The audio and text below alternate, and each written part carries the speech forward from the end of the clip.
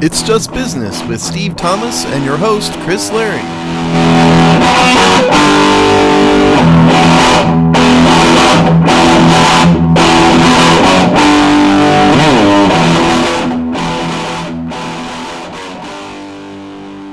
Hello and welcome to another episode of It's Just Business on the Hogside Network, the show where we look at the dollars and cents of everything involving sports and how it raises money for itself and others. How you doing today, Steve? I'm doing good. Hey, thanks for asking. Hope everybody out there is doing well. I love doing this show because there's such a huge variety of things to talk about on this thing. There is always nonsense and disaster, and occasionally good things going on in the world of sports business. It just amazes me. We found a whole bunch of stories this week.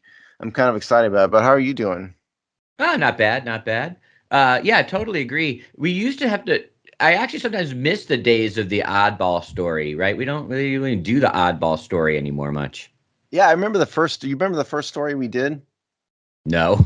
I do. It was the Peyton who Eli Manning getting sued over fake jersey story. Oh, yeah, his merchandise stuff, yeah. Yeah, which I don't know whatever became of that. I lost track of it. Once we did the story, I never went back to it.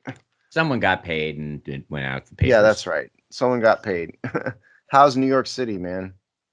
Not bad. Can't decide what season we're in, still, but when the nice days are nice, it's nice. Do you like not having a 6'9" block of wood as the mayor? Well, I don't know if the new guy's any better, but no, he is definitely not better. So, Eric Adams, if you're following along at home, is it's a rough start for Eric Adams here. So, well, I mean, people know that Chris and I are on the opposite ends of the political spectrum, and I think it's telling that neither one of us think the dude's any good. That ought to say something, you know? Yeah, and yes, but New York City is also its own cauldron. Things don't, typical things don't necessarily hold true politically. Yeah. But anyway, I mean, our new mayor is basically a Democrat, which is basically a given. It doesn't really mean that much ultimately. Ex-cop, very Trumpian in terms of his bravado, African-American, and is just been a gaffe machine and proud of it. So it's been a wild 3 or 4 months. I mean, he's already been parodied on Saturday Night Live 2 or 3 times. Now, granted, Saturday Night Live is very New York City centric with its humor. Sometimes I'm amazed they'll be parodying a local commercial that you really can't see in 98% of the rest of the country. But it still says something where he's been parodied 3 times since January 1st. Yeah, it does. I haven't watched Saturday Night Live in a long time since it became so it was always political. They always made fun of the president and stuff. But since it became so over the top, anti-conservative, I gave up on it. Well, there you go. You can watch them. You should go on YouTube. There are videos of making fun of who I would not classify as liberal in any way, but technically a Democrat mayor of New York City. It's funny you say that because I classify him as a guy who had promise to not be such a liberal, and it turns out he's done things that are way more leftist than I would have wanted to see from him. Which guy? Eric Adams. Oh, he hasn't done what leftist he's done. He's literally bulldozing homeless camps. I mean, I haven't seen that part of it. Yeah, he's done nothing liberal. Well, see, but your definition is different than my definition of liberal. Radically increased the police budget, bulldozed homeless camps. He campaigned on that. I mean, that was I'm glad accepting his Bitcoin, fighting the teachers union, stripping away all COVID restrictions. If you knew nothing else, what would you classify that as? I don't think see, from my perspective here in Texas, I haven't seen him strip away all COVID restrictions. We have none here. We have the only one he didn't get. The only one that hasn't gone away in the preschool was because he lost in court.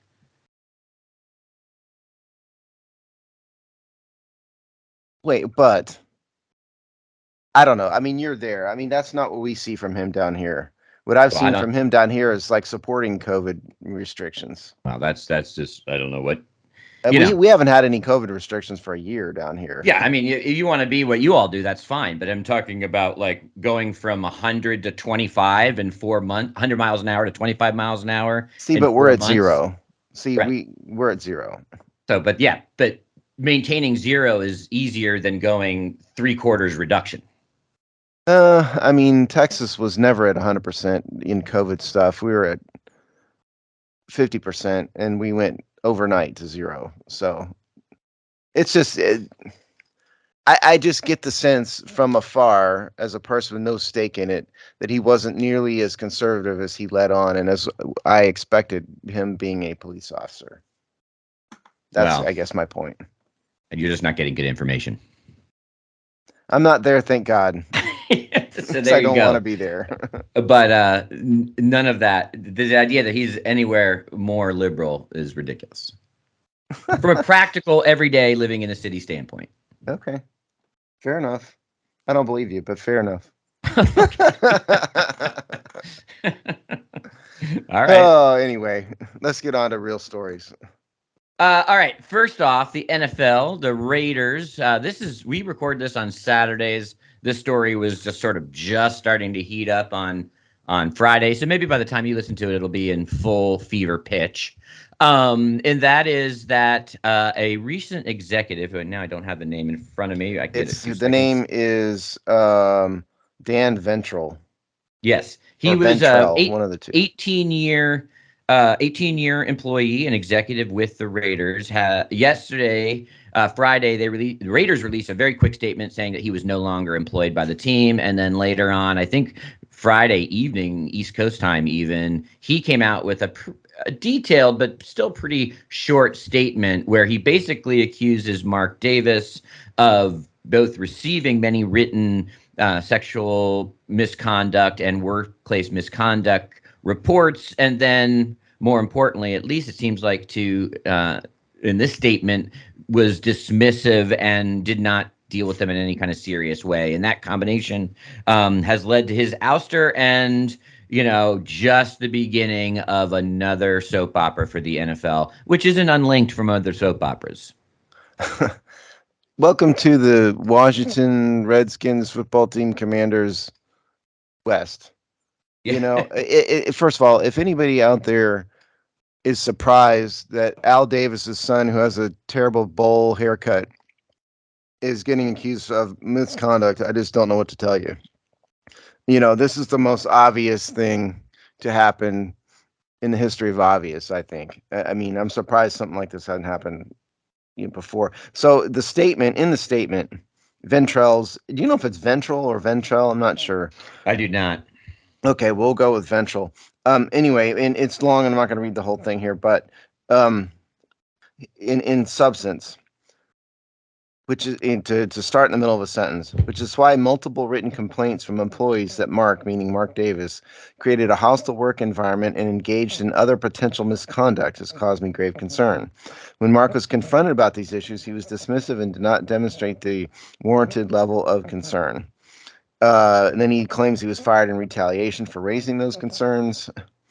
And he's thanking the Raiders community, blah, blah, blah. So, first of all, from an employment standpoint, he has a contract. And so there are terms and conditions in the contract. We haven't read it, obviously, but in every employment contract, there are terms and conditions in which either or both parties can terminate the contract. And so a part of this fight for him is going to be that they probably that they terminated him inappropriately. But listen, my guess is that 75% of these NFL teams have stuff like this going on, which is why the NFL has done nothing essentially about the Washington scandal. So, but this is very similar. Look, shock of shocks. An owner is, accused of misconduct, presumably sexual misconduct. Chris, didn't you have that in the back of your head, or did you just have it from that statement? From the statement, yeah. Yeah, I mean, that's sort of implied in there. That's what I would get out of it too. So it doesn't surprise me in any way. The real question is, I mean, Dan Ventrell will be fine. He's making a ton of money. He'll be fine. The real question here is, what is the NFL going to do about the Raiders? My guess is not much. Thoughts? Well, I mean that Mary Jo White, the investigator, but they have the playbook. The playbook is, the soft peddling a independent investigator. Mary Jo White's name has already been mentioned, and so all the Commanders West or whatever will hold true. So we'll get an independent investigator, and this will continue on. This is somebody, it's pretty high up, pretty well respected. So I don't know stepping out. if Mark Davis is I'm well saying in the respected. no. I'm saying this person who stepped down, this Oh VP. yeah, he's legit. Yeah. Yeah. So his credibility is intact. Um, and so stepping out, I mean, did himself note. I mean, he probably personally gained very little from doing this. So he'll step out there, and we'll see what goes. I think the thing that the great transcontinental rail system for this is these emails. If we have our east and west capitals, what's this big cache of evidence that sits that right now already connects all these parts? You don't have to be a private investigator, you don't have to be a sleuth to figure this out. It's all right there in the text, the connection already between these two franchises, this email cache, and what probably helps tell much of the story is in there. Oh, of course it is. I wish we could file a FOIA request and get all these emails because that would be fascinating. Because, yeah, and for that matter, it wouldn't surprise me if the Washington email cast has stuff about it. I mean, these execs talk, between each other, and they're not as bright as you think. Like Mark Davis is just a dude who hit the genetic lottery more than he is some brilliant guy. This is no Elon Musk here. He just inherited a football team. He's not any smarter than any of the rest of us. So, yeah, I mean, the question always is with these things is what will the NFL tell the public? Because the NFL is concerned more with protecting itself than protecting the offended parties or aggrieved parties. They don't really care that much if it's sexual and if a few women were mistreated, they don't really care. I'm sorry to say, they may say they do, but they don't. What they care first and most about is protecting the shield, and that means, as we've seen in the Washington scandal, that means not really telling the public any more than they have to. Because don't forget, this is team three in what, 3 months? Because Jerry Jones was accused of some misconduct, and that just got buried under the sand rapidly. Um, and I even forget what it was right here now. But this is three teams in like a few months. So there's more, and they just don't want it to come out. The thing that's interesting in terms of where the shield is at is when, you can make a very real case that these, I'm talking about internally within owners. This is the two most least popular owners in the entire organization, right? Of Yes. the 32 bosses, these would be 31 and 32 of popularity amongst their peers. So, and do they have a chance to kneecap these two and look like they've taken out the trash on sexual assault? That starts, you start to wonder that the smarter, more forward thinking people in the NFL office should start thinking that way. Yeah, but they're not going to. We'll see. I mean, they haven't yet. Because you brought up a good point on a prior show, Chris. When we were talking about Washington stuff, I mean, what is it going to take? If they haven't done anything to Dan Snyder by now, what is it going to take? And so, if Davis is accused of essentially the same type of stuff, and you're right in saying these are the two most least popular owners. The team hates the or the league hates the Davis family, with probably good reason, and they obviously hate Dan Snyder, and neither one of them had any more than a slap on the butt, basically. Um, so I don't know what anybody thinks is going to happen here. Like Bob Kraft is probably the most powerful owner in the league, certainly one of the top five, and he got, you know, um, charged with sexual related crimes, prostitution, basically. He wasn't prostituting himself out; he was soliciting prostitution. Did the league care at all? No, they cared zero about it. Not one. They didn't blink about it. The Jim Irsay driving under the influence of drugs didn't matter. So Dan Snyder, everything under the sun accused of doesn't matter. So I don't think ultimately anything's going to come of this. Yeah, you're probably right. My point isn't that they'll suddenly wake up and have a moral center. My point is that if somebody who wants to think ahead and be smart takes this, it's a crisis Oh, I know opportunity what you're saying. opportunity. Yeah, and I'm curious when the wheel turns enough for that to be the smart decision. And now you've got the 31 and 32, the two guys that everyone would vote out if they could in the same fish barrel. Well, yeah, I mean, I agree with you totally. That would be the smart play. I'm just saying it isn't what they're going to do. Yeah, I mean, they ought to kneecap these guys mafia style, and have a Tony Soprano ending where it just, there's a gun to their head and it goes black. And I mean that figuratively, not literally, for our censors out there. That's why I've always been saying for months, is it possible that Jerry Jones and the Rooney family and et cetera, are going to come to Dan Snyder and just go, the gig's up, you got to go, and we're going to make your life hell if you don't. And it would probably be the smart play, and it would be the smart play to the Davis family too. But I mean, look, the Davis family has a history of fighting with the NFL going back to the early '80s at least, if not before then. With his father, Al Davis, he sued. Excuse me, he sued the NFL over um, moving the Raiders from Oakland to LA, and he won. So I mean, Mark Davis probably learned from the master. So I think it would probably be more. I don't know. I think it'd be more likely that Dan would go before Mark, because I just think Mark would give him the middle finger. Yeah, we'll see. We're not going to talk about this too much, but we've said this before. But watch this Denver Broncos sale, because if if it's above, which it probably will be, it's just about how much above 4 billion it is. Does that push the needle on some of these franchises? Is there more pressure, or is there more like cash out opportunity for some of these owners too? Because we got a number of owners, I think, that are teetering, and if you start seeing 4.5 starting to flirt with $5 billion actual sales, you might see for a variety of reasons. You might see a couple franchises sell.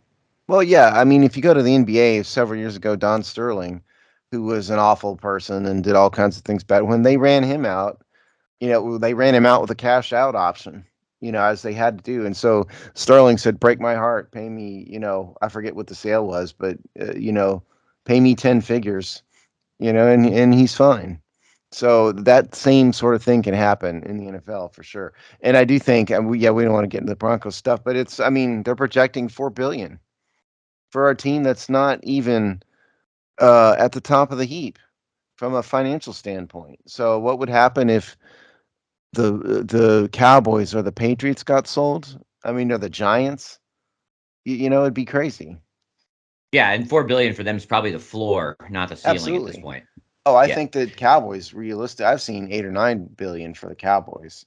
Well, I'm just talking about I'm just talking about for the Oh, Broncos. It's the yeah, floor. absolutely. Yeah. Yeah, definitely. I mean, and see, these Forbes valuations are just Forbes, the guess of the editors at Forbes. It's not, because it's such a rare thing to happen. There's not really too much hard financial data that can go into this. And the other thing is, sometimes bidding for sports teams has less to do with finances and more to do with the egos of the people involved, who, they place of economic value on being the big shot owner of a high profile sports team. And so I don't know if the Forbes valuations are 100% accurate. They always seem to shoot low, and I think that's why.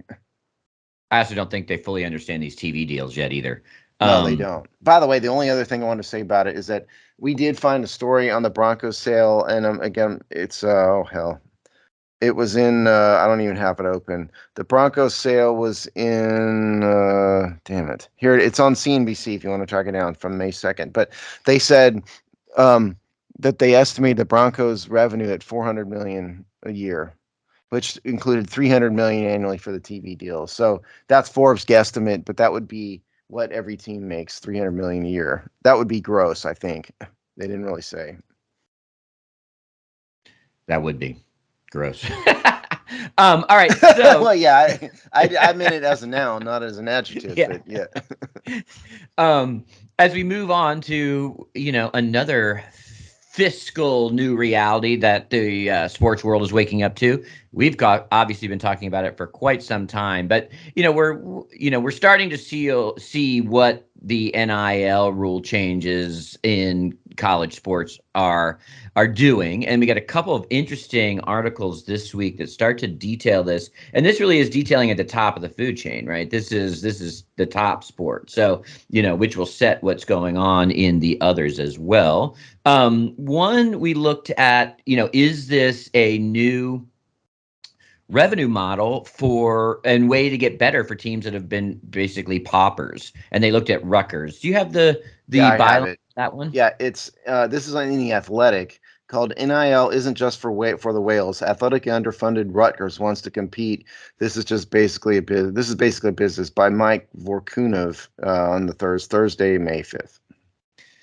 Yeah, and so basically it looks at Rutgers, which has been legendarily bad at sports, doesn't really have the statewide reputation to support it or interest, quite frankly, and has been just a losing money hand over fist. So they're bad, no one cares, and they still overspend and lose money. So what they've seen this as is this a accelerator to the top? Can they be innovative on this strategy, and can they reposition themselves? Reposition themselves to be at the head of this market. I thought a pretty instrumental quote to set this up was from a super fan, a booster, basically. This guy John Newman. He says it sort of goes back to what it's been like being a Rutgers fan for almost my entire life. He said, there is a history of Rutgers being behind the curve, whether it's true or from a perceptual standpoint, that we've always been the one that didn't get the conference that we wanted to get into, that had to wait to do it our way, always perceptually behind in a fundraising standpoint, and always sort of sleeping giants, as we were always referred to, which I hate. This was an opportunity to not be behind, to be more aggressive, and not wait for NIL to happen to us. And basically what they've done is they created one of these NIL collectives, which is basically a slush fund to recruit and bag players for their sports teams. I don't know what anybody thought was going to happen here. Is it a good thing that big time universities don't make hundreds of millions, billions of dollars off the backs of unpaid employees like students? Sure. But I mean, this the NIL thing has fundamentally changed the landscape of recruiting. I don't think for the good necessarily, and I don't think 18-year-olds should have millions of dollars, to be perfectly honest. But that's just me, moralizing, I guess. But what they're getting at here is this. And this article goes into it, and then there's a link to another article that was also really fascinating here that I don't have that one up. That focus on one particular, 5-star quarterback and his recruiting adventures. So what they're talking about here, really and truly, is money from these slush funds, whether it's a collective or whether it's a particular billionaire. And it was this article, I believe, went into a billionaire down in Miami who's trying to do this. It's becoming one of, if not the biggest item in recruiting, meaning how much money can the boosters pay to get this guy to come? And the other thing, if you combine that with the transfer portal rules, which allow people to transfer immediately, what we're seeing here is not only top end quarterbacks being bought and sold, but money going all across the spectrum of athletes. And it is a fundamental factor now, in which, at least before it was under the table, now you have to think it's probably the biggest factor in recruiting, I think. Yeah, the transfer portal stuff is super interesting because not only does it impact recruiting, but you basically just look at college basketball and football, these last 2 or 3 years, you see a ton, especially in basketball, a ton of players switch teams. There's some out there, especially with the 5th-year COVID bonus year, that have been on 3 colleges by the time that they get through with their playing eligibility. In 6 years. Yeah. It's like these guys. It's like Animal House. Now with what was the name of John Belushi's character who'd been there for like a decade? Bluto. Yeah, Bluto. Thank you. It's like Bluto. There's a link in the athletic article to an SI article, which I missed when we studied this, but I'm kind of reading it on the fly. Task Force to Big Money Boosters, NIL Sanctions Could Be Coming by Ross Dellinger, dated May 3rd, 2022. Did you read this one, Chris? No, I did not. Okay. Um, and again, I'm kind of doing this on the fly. University administrators, part of a task force to review NIL, are finalizing additional guidelines that are expected to clarify that boosters and booster-led collectives are prohibited from involvement in recruiting. The guidelines will provide more guidance. On what many administrators say are NIL disguised pay-for-play deals orchestrated by donors to induce prospects, recruit players off other college teams, and retain their own athletes. The new directives will highlight existing NCAA bylaws that outlaw boosters from participating in recruiting, reminding member schools of guardrails that, while in place for years, have been bent and broken during the first 10 months of the NIL era. So that's a definitely good thing. I don't know how they can enforce that. They didn't enforce it before, except for extreme circumstances. When Reggie Bush gets somebody to buy a house for him, that's a bit extreme. Um, but if they could actually do that, it would be, I think, very, very good for the sport. Because right now it's just a simple business transaction. If you're a big time prospect, it's how much money can the boosters pay you, period. Seems to me.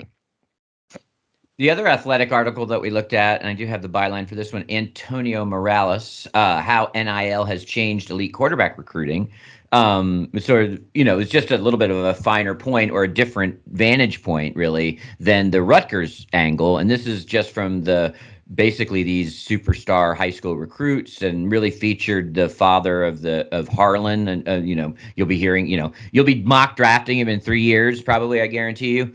The name started with an R, something like, Yeah, I don't remember, but yeah. the Harlan family and the patriarch of the Harlan family, was really kind of the key perspective featured in this article. And it's just about what these players, are looking for now. Like, how do you shop for packages, basically, and then how does recruiting change on the other side? And he had a great observation, and Steve said a version of it a minute ago, but he said that you can say this is better, worse, net zero, whatever. But this is essentially the same at this level, the same players that were always operating. They're just operating with different rules and probably with a little bit more public accountability. But whether it's these boosters, these what they call whales, or these rich alumni, however you want to classify them, these are the same people that were doing all the other stuff before. They're just having a more overt pathway to doing it now. And so it's just about how the rules of the game are played, not really that significant change in the game itself.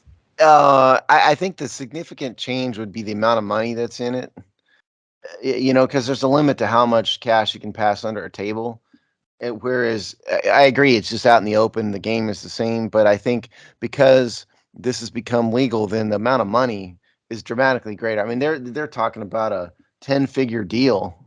Yeah, For it's possible. the top quarterbacks. I do have another quote I'd like to read out of the SI article, and it says, this is anonymous. It says, "We let things get out of hand," says one official with knowledge of the guidelines. "We have to get the boosters out of contacting recruits and bartering with them, because that is what's going on." And again, like Chris says, that was always there. But what's happened now is it appears to be that is upfront, out in the open, and the number one priority for most people, at least. I mean, there's probably a handful of well-off players who are trying to legitimately pick a school, but by and large, this has become the most important thing. And that's not a good thing, and that's not probably what anybody intended, although everybody should have expected it.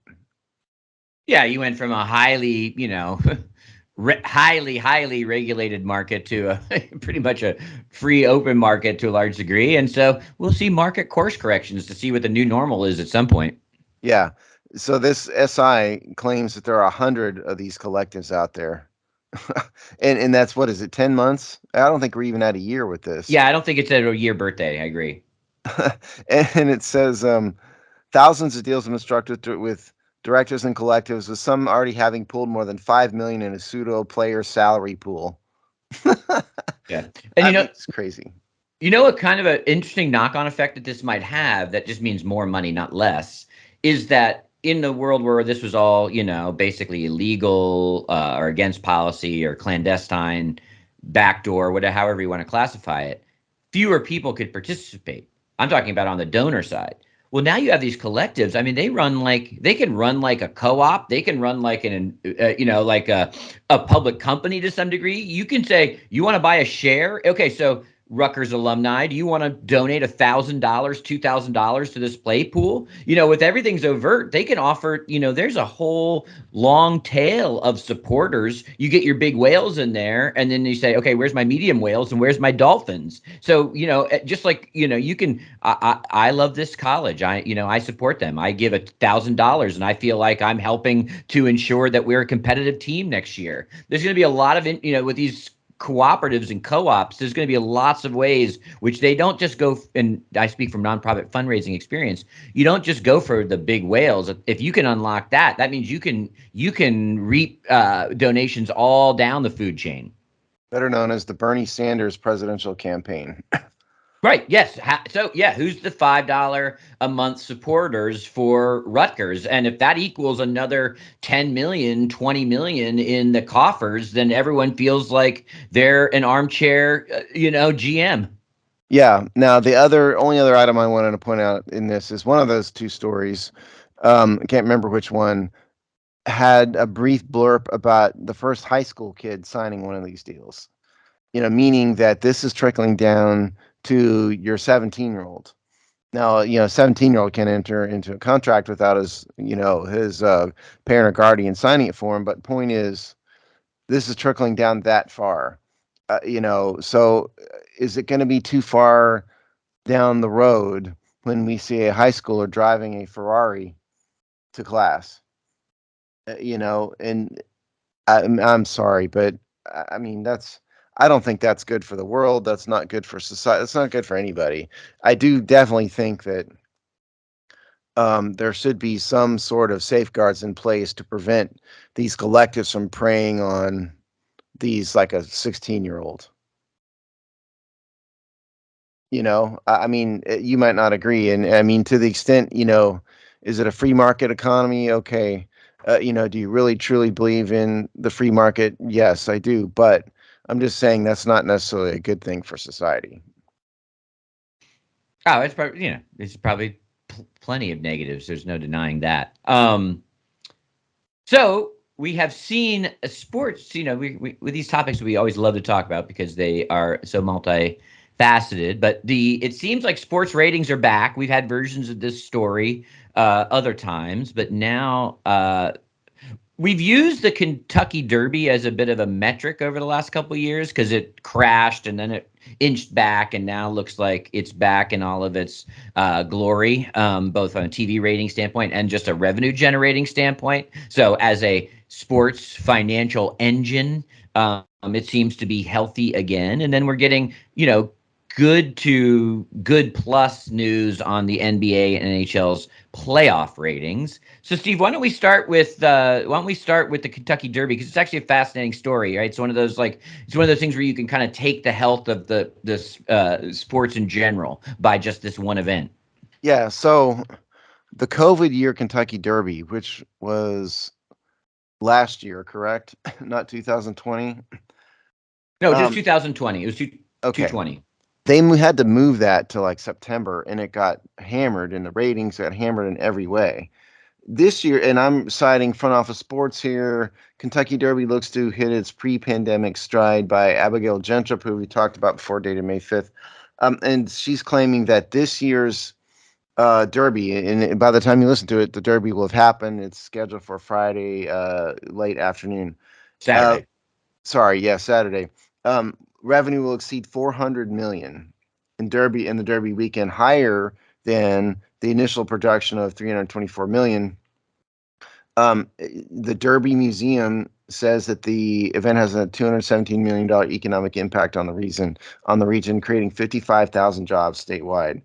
Yeah, and they gave the number for the 147th Derby, which was last year's, at 35 million. So the 2021 Derby got just annihilated. For the COVID, whole host of COVID reasons. They're putting 211 million in Churchill Downs renovation. Um, the Derby price, the Derby purse for the winner is 3 million, which is 1.86 to the winner. I mean, everything about this says sports is back. Um, the economics of sport is continuing to grow, and that the COVID years were nothing more than a temporary hiccup. Yeah, I mean, it was a macro event, right? So macro events have knock-on effects. So I was just as unsurprised now as I was unsurprised then. And these are the other thing about something like the Kentucky Derby is it's an event, right? It's how it transcends sport. We will put is horse racing a sport aside for a second, but it's a sports event, and so that means that the in-person experience is large part of it, both financially, but also people want to watch that when it's an event, right? Like, what you have to understand about something like Kentucky Derby is it's one of those sports TV moments that gets higher female viewership, which just means you're getting a larger chunk of the populace because it has things that are outside of the actual sport itself. It's culture, it's fashion, it's people watching. It's the Met Gala with horses. So, especially in a Southern tradition. So, there's a lot that goes on. So if there's no local buzz, right? If there's nobody in the stands, if there's no hats to look at, just to be, obvious about it, then people are going to significantly care less. Broadcast, online, these sort of digital ways that we beam signals to each other still pale in comparison to, live in-person events. And so when you want to watch or experience those things digitally, you still want that feeling of an event. And so, a Kentucky Derby with a third capacity, is going to translate in all the ways that in which people care about that event. Yeah, if you are not a horse racing person at all, the Met Gala of the South is an apt description, I think, because if you follow this stuff, you'll see that all the major hoity-toity celebrities of the world show up in fancy dresses and fancy hats and suits and whatnot. This article is citing something which I've not heard this term before. The exclusive Millionaires Row, which boasts $36,000 tables, and the Mansion, which is capitalized, meaning that's a club or something that offers $1,000 mint juleps. Now, first of all, if you're drinking a drink that's worth $1,000 a glass, you don't deserve to be a human being on this planet. Okay, that's crazy. But that is the type of thing that goes on at the Derby, and it's a lot more than just. It's sort of like a Super Bowl. It's the Super Bowl for Louisville, Kentucky, is what it is. It's that level of interest in what like I typically turn. I do watch the Derby most years. I turn it on at 5:30 and the race comes on and then I turn it off. That's the extent of my involvement. And I'm probably pay more attention to it than many people. But for the locals, it is a major, major event. And for the TV audience, you're not the majority of the TV audience because they click in, I mean, if you go ahead and this year, I guess it'll be retroactive, but the when the coverage kicks in that day is hours, It's like and 2 or 3 o'clock in the afternoon. yeah, so and that's just as much the red carpetness of it. They even have their own version with the horses as they walk those around. So like it's a whole multi-species parade. Multi-species. It is, because they're also going to cover this Millionaires Row thing, and they'll Yeah. show Tom and Giselle and fancy clothes, and that's I think probably women appreciate that more than some guys, and so you're drawing in an audience of both genders and all that stuff. So yeah, I have no interest in any of that, so that's just why I just turn it on right when I know the race is about to start. And since But I yes, probably okay. no, I said it's sort of like a Super Bowl in April in the way it's covered by the NBC. Yes, it's an event, right? It's event TV, similar to what historically has been the case with the Olympics. It's one of those things where they can leverage sports plus culture and plus the sort of specialness or the regularity of an event into something that's bigger than a traditional sports audience, which Or the considering Oscars. yeah. Well, but I'm just saying, considering a traditional sports audience is already pretty solid, when you can build on that by a third or half, you've got a big audience. Yeah, because a lot of people don't care about the horse actual race at all. That's like the denouement, of the Yeah. event is the actual race. And I'm And it's sure over in everybody. 2 minutes. Yeah, exactly. The most exciting 2 minutes in sports, isn't that Yeah. the Yeah, tagline for that's this their thing? tagline. Yeah. And of But course, by the way, the other Derby story, which I don't know if we ever addressed this, is that Bob Baffert. I think maybe we did yeah, we've this talked during. about it. He's on his drug suspension. Yeah, because the horse from last year, whose name I can't remember, got busted for steroids, basically, and they have concluded, they being the horse racing poobahs, have concluded that Baffert did it. Baffert is the guy who wins the Derby every year, the trainer who wins the Derby, every year, every other year, and he's out, and I think there's a lawsuit about it. I think he is fighting back, if I Yeah, recall. yeah, he is. He definitely is punching back. We've covered that before. Yeah. But Steve, I'd be remiss if I didn't say, as someone who probably knows my way around a cocktail a little bit better than you, there Which me are, would be zero. So, I yeah, mean, that's. there are drinks that I could actually alcoholic drinks that I could justify $1,000 on. It'd be No ridiculous, and I way. can't really, but you could make the drinker's case for. I'll make the drinker's case for Okay. why a $1,000 mint julep is ridiculous.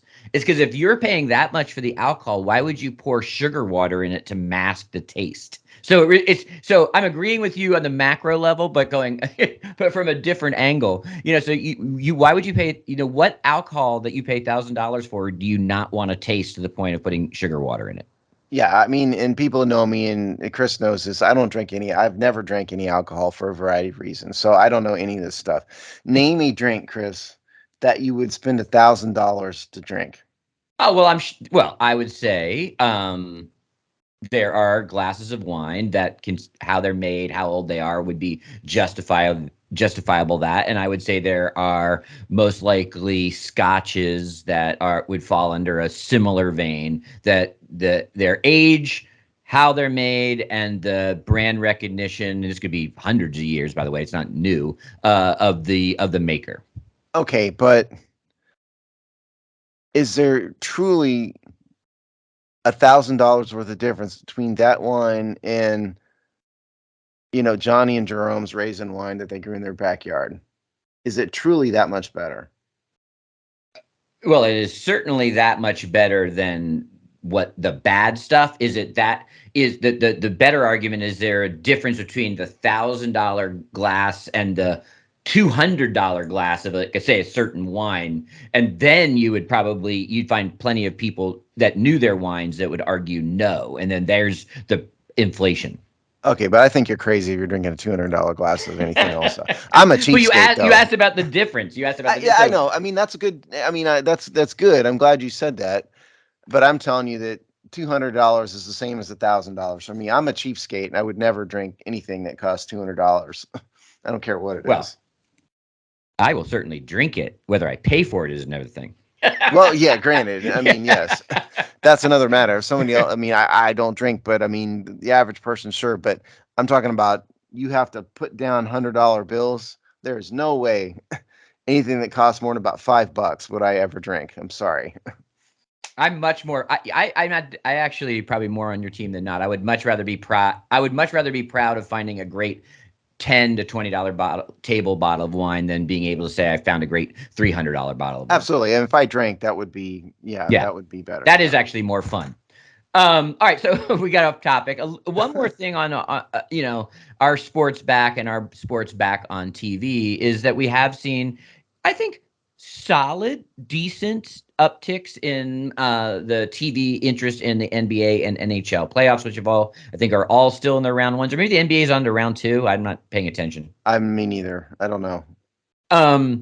So I think the NBA is on the round two. So the interesting fact here for the NBA is that the first round of NBA playoffs averaged 3.49 million viewers across the ABC, ESPN, TNT, and that's the highest first round average on the network since 2018. So, and a 12% jump up from last year. And, here, follow the trend, and a 66% up from the bubble playoff year, from the COVID year one. So, you see huge jump, and then you see some pretty healthy, a 12% increase year to year when both years had fans in the seats is pretty interesting, and highest since 2018. So, it's not gangbusters, but that's solid growth. First of all, they are into the conference semifinals now. I'm looking at ESPN's website, and I didn't even know this because I don't watch the NBA anymore. The Bucks and the Celtics and the Heat and the 76ers are in the East, and it's the Suns and the Mavericks and the Warriors and the Grizzlies. I mean, who knew? Not me. But yeah, anyway, I mean, it's a bit surprising to me that the NBA has rebounded as much as it has, because it was kind of trending down a little bit even before the COVID years. Um, I mean, good for them. I think the NBA has had and still has and will continue to have the advantage of being sort of on the cutting edge of culture in a way that baseball isn't, and so and the NBA gets different types of attention. But at the end of the day, baseball, the last we checked, I don't know, a year ago, baseball was making more money in the NBA still to this day. But I mean, good for the NBA that the ratings have come back. And it just shows that the world's gotten back to normal. The weird thing, Chris, is that I would have thought that the ratings during the time in which a significant portion of the population is locked into their houses courtesy of a tyrannical government, the ratings would be higher since they had nothing else to do. But the exact opposite happened. I thought that was strange. It's definitely a little counterintuitive, but I actually think, kind of in hindsight, it's not that strange. And I just think, and I had this is sort of both an intellectual and a sort of visceral reaction for myself. It is vastly different to watch it on TV with it did make a huge difference. NFL, I was probably able to watch the easiest, but that was still super weird. And for some reason, I just think people follow people, right? It's kind of an axiom of life. So, and I think that, so from that, like, kind of the largest zoomed out perspective, I just think, if no one wants to go to empty parties, and I just think that ultimately is what happened. Well, I would rather go to an empty party. Right. But that's just You're me. an anomaly, Steve. It's been established. If you host a party, please don't invite anybody to it. So that way I might actually won't be busy that day. If you invite people to your party, I'll be busy that day. But Chris, have you ever sat on courtside at an NBA game? Not courtside, no. I have sat courtside. Um, I was about to say where I shouldn't. I was about to say where I got the ticket. That's why I hesitate. I don't want to do that. But basically, it came from a client and years ago, and I took my son to this thing because I've gone to many an NBA game back when I was a fan, but it was always in the stands and where the regular people sit. And that's one thing. But when you are courtside, because I was chair on court at a Houston Rockets game, it is such a dramatically different perspective that it ruined the game totally. It ruined live attendance for me. I never went back to another game since that day, because watching the game from another perspective is just pointless. Truly. It was such an interesting thing to see. If you ever get a chance to have some rich guy give you tickets, I recommend it. But that is the kind of thing that you see from the NBA on TV versus football. Football, the camera angles are drawn back. They're wearing helmets. All you can see are numbers on the back. The NBA has the perspective from a television production standpoint that I had on the court that day, which is right there. You see people. And so it's a lot easier, I think, to get invested in the LeBron Jameses and Kyrie Irvings and Ben Simmons and all that in football than it is in basketball, because you see them. And yes, Chris, I think it's human nature, if you're not Steve, at least human nature, to get involved in the people. And if you know who they are and you can see their face up close, it's a different perspective. Like it was for me and my son that day. It was an unbelievable experience. It really was. The other news, by the way, both these articles that we looked at, which I'm sure the information is many places, but it's Sports Media Watch and the same author who, like Sting or Cher or Prince goes by the one name, a byline, Paulson. So Paulson, if you're out there, sexy Paulson at the Sports Media Watch. But he had some interesting data on the Stanley Cup playoffs. First of all, the first two nights of Stanley Cup playoffs averaged 610,000 viewers across ESPN, ESPN2. This is a little bit probably before TNT, but that would have been where that next nights of data would have come up, which was a 15% increase from the equivalent nights of 2019. So you sort of see a similar jump, but although one of the things that jumps out right at you is just the difference in viewership, right? They're kind of feeling good about 610,000 people. The NBA's feeling pretty good about 349 million people. So that's just interesting right there. 349 million. Yeah. And it can't be 349 million. Sorry, 3.49 million. Yeah, I was going to say that would be half the world watching. Yeah, move the decimal. But the Penguins Rangers overtime game, which was just a game one, so it wasn't that important in a series, was the highest rated playoff game since they started on cable since they started counting in 94. Yeah, I mean, obviously, if you compare that to even like an average 12 p.m. Or 1 p.m. on the East Coast NFL game, would be horrible ratings. But for hockey, that's a jump. And I just think I see more hockey on TV than I ever have before. That's just kind of a tangential, point.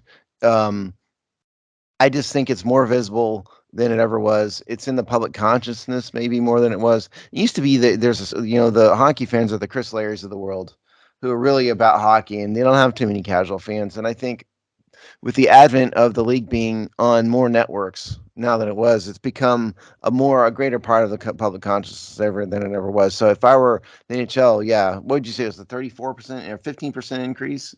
Yeah, from 2019. Yeah, that's pretty good growth for just a couple of years or 3 years, I guess. So I mean, good for them. And I don't know if hockey will ever overtake baseball or the NBA in America, at least. But I'm glad they're growing. Yeah, the numbers here would suggest they're nowhere close to the NBA, and of course the NBA's numbers are nowhere close. Forget a 1 p.m. Eastern kickoff of an NFL game. Take a London game where the kickoff is 9:15 in the morning East Coast time, and it would still crush the primetime NBA playoff in terms of audience. It would crush Game 7 of the NBA Finals. Yeah, so. All of that is super relative, but you're across the board on these properties where you're seeing ratings return to pre-COVID normal, and in some ways start to make small improvements.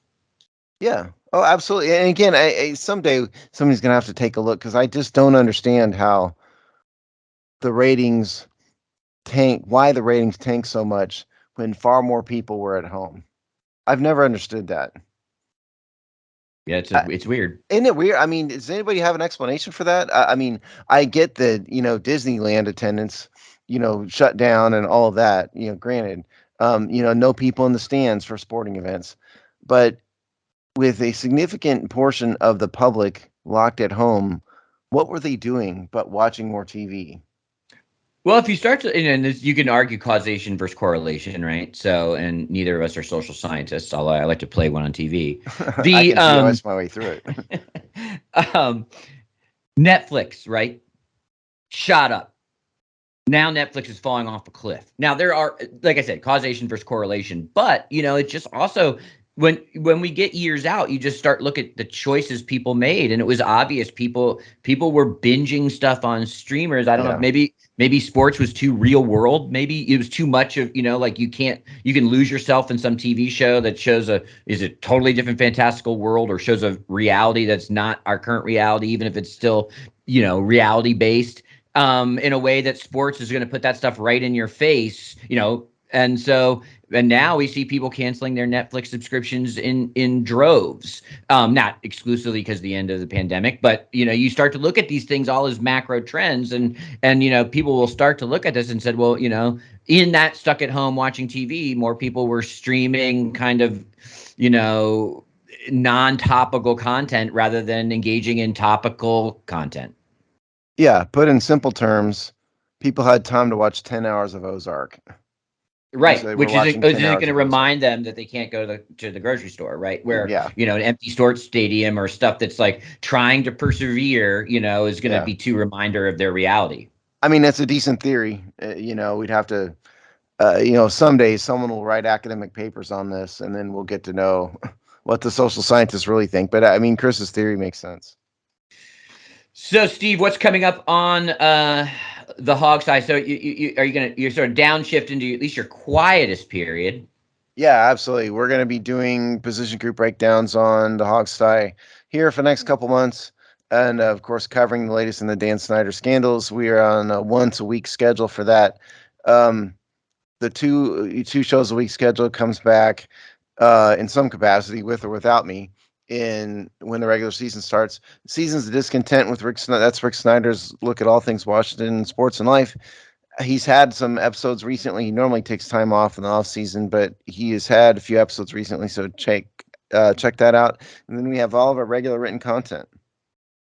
So my question is, for the hog size position breakdown, will you be omitting linebacker because it apparently does not matter as a position? Because they don't have a linebacker? Yeah. No, that's a... Yeah, I mean, that's my thought. I don't understand what Ron Rivera, Mr. Former NFL linebacker, is thinking at all. Yeah, talk about your self-loathing. All right, well, we will see you in 2 weeks.